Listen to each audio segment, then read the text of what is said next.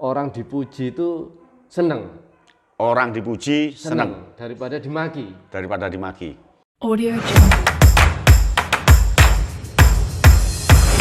Audio Jungle.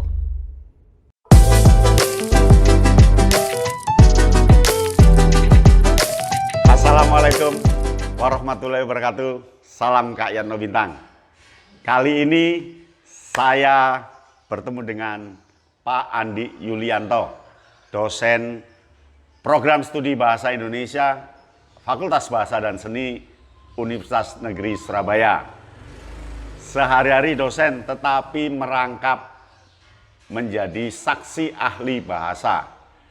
Ketika ada kasusnya Ahmad Dhani, saksi ahlinya adalah Pak Andi.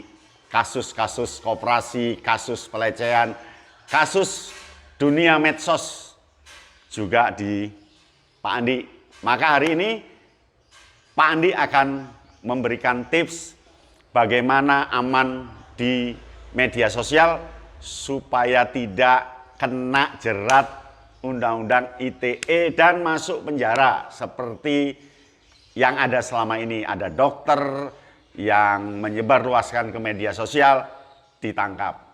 Ada yang mengolok-olok orang lain, melecehkan, membuli, atau merundung, atau mencaci maki, dia bisa kena masuk penjara. Nah, selamat datang Pak Andi.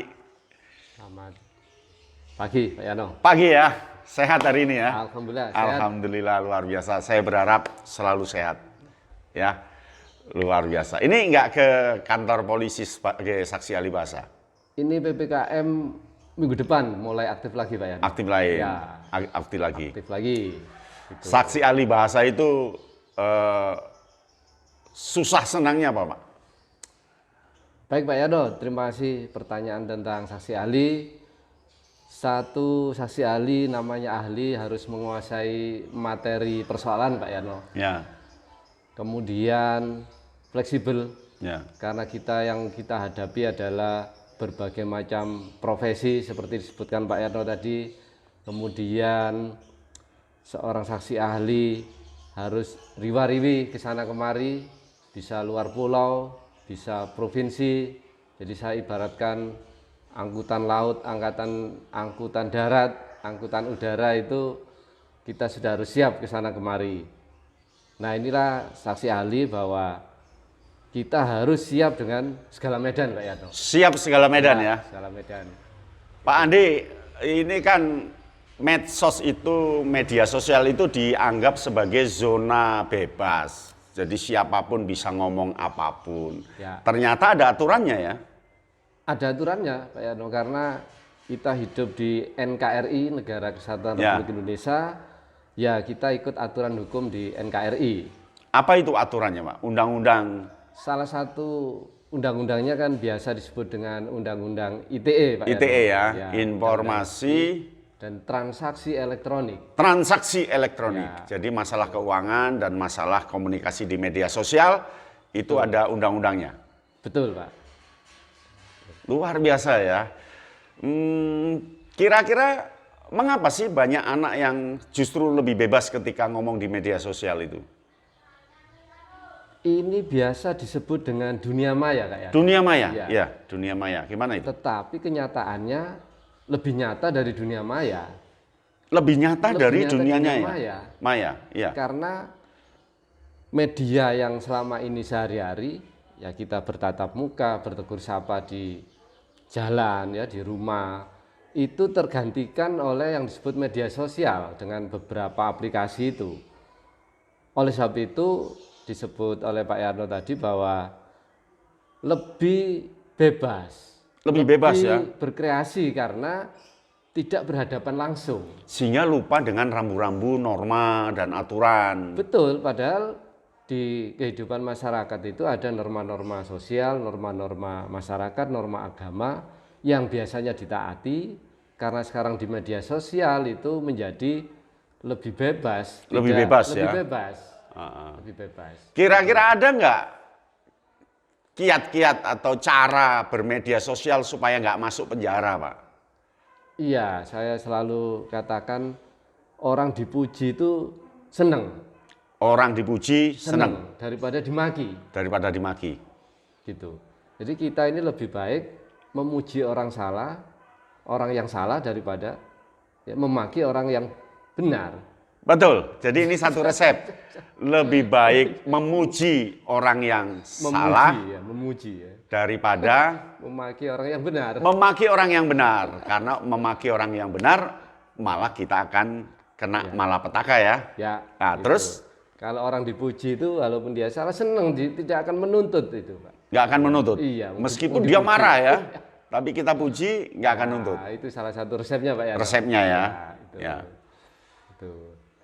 Resep kedua, Resep kedua, kita harus paham pasal-pasal di dalam undang-undang tersebut. wah terus gimana belajarnya Pak? Anak-anak Nah, muda itu kan ini nggak kan ngerti. Literasi kita harus kita tingkatkan, Pak Yatno. Literasinya harus tingkatkan ya. Jadi generasi milenial ini kan dengan mudahnya kita cari misal pasal dalam undang-undang sudah muncul. Kalau dulu kan harus ke perpustakaan, ribet, gunting koran, sekarang kan tidak.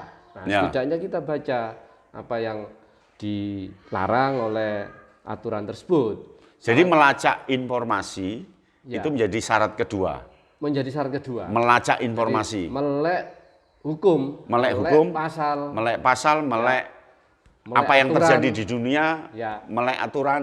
Itu. Jadi Karena dengan melacak mudahnya informasi. Informasi itu kita dapatkan di media sosial. Ya. Itu. Nah yang ketiga Pak mungkin ada Yang ketiga ngerem, Pak Yano. ngerem, Mau- nahan diri. Iya, mobil aja dilengkapi rem.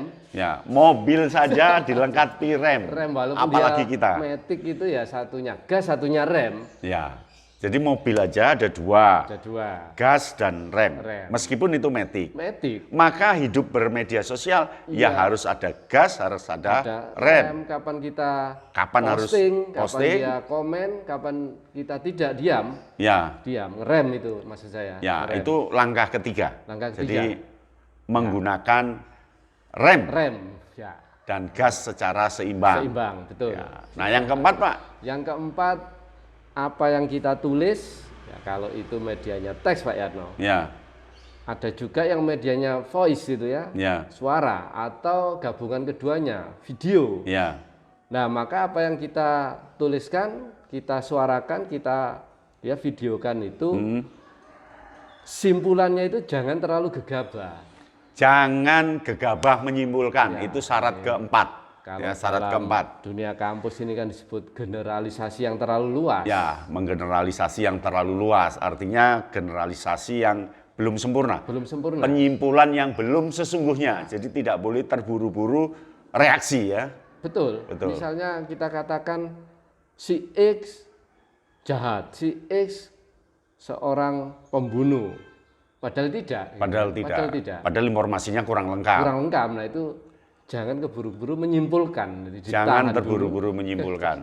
Itu. Hanya informasi satu langsung Nah, itu disimpulkan. menyimpulkan. Jadi Ternyata informasi itu hoax. hoax. Kacau Itu kan sudah. Palsu itu Pak Palsu. Eno, informasinya. Nah, itu yang tips keberapa tadi? Tips Keempat. Sekarang yang kelima Pak. Yang kelima, ya tips yang terakhir itu, atau tidak terakhir mungkin ya, jadi setelah generalisasi yang luas ya, menyebar nilai-nilai kedamaian Pak Yatno. Ya, Kemanusiaan. yang kelima menyebar nilai kedamaian. Karena yang kita beritahukan, yang membaca juga manusia, kita juga manusia, Ya. mengapa tidak memilih yang damai?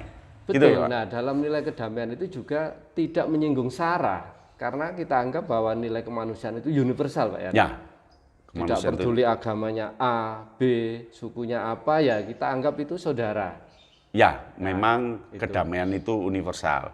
Tidak ada agama satupun yang membolehkan orang membunuh, kan begitu? Betul Pak Eno. Kadang-kadang kita terjebak ke situ. Ya, Simpulan kemudian dikaitkan dengan SARA. Nah ini yang kemudian menjebak kita sendiri lalu menimbulkan korban ya, ke pihak yang lain.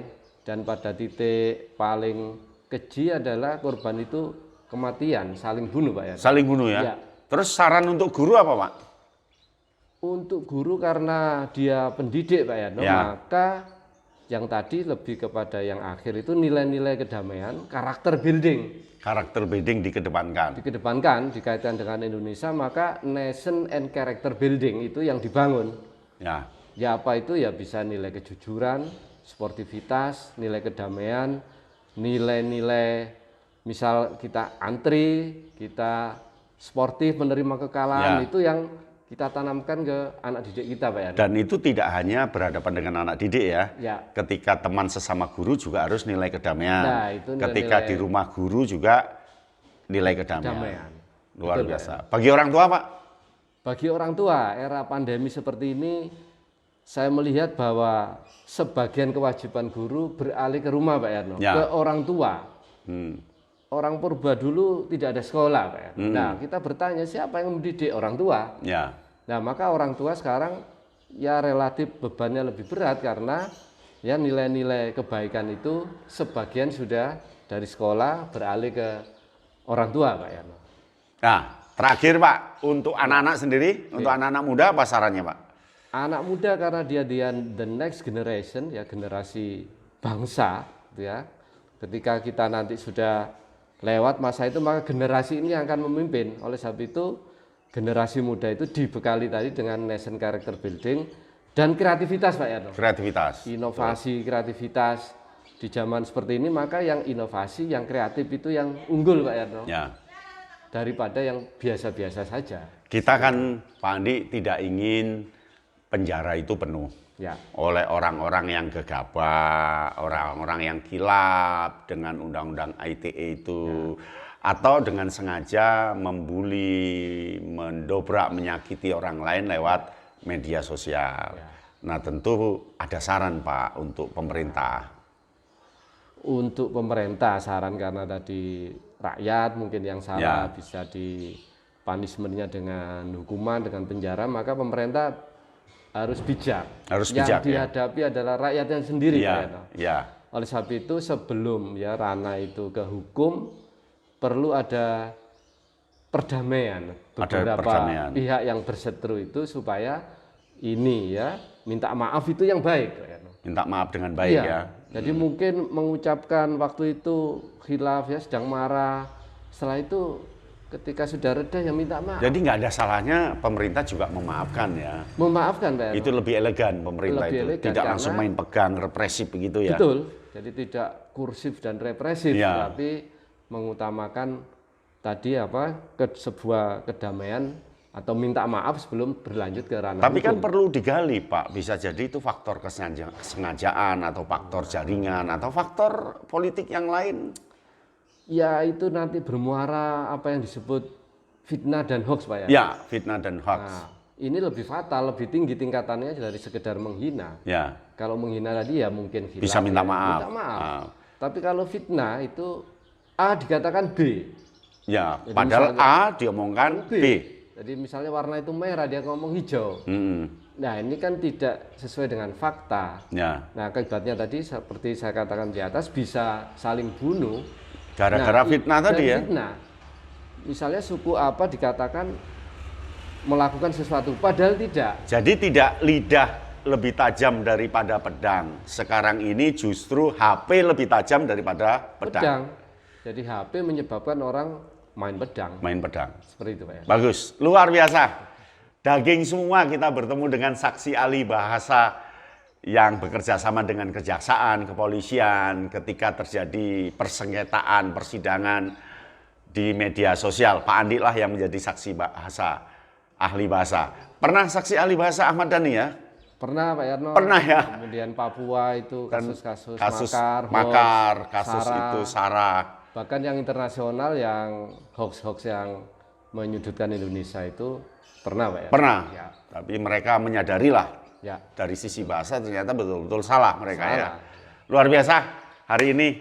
Aduh, terima kasih Pak Andi. Sama-sama, Sampai Pak Yarno. bertemu di kali lain. Senang sekali diajak podcast di sini. Ya, Semangat Nanti- meningkatkan imun di era pandemi. pandemi ada jilid 2 nanti.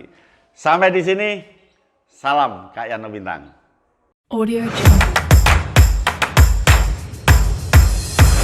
Audio Jungle.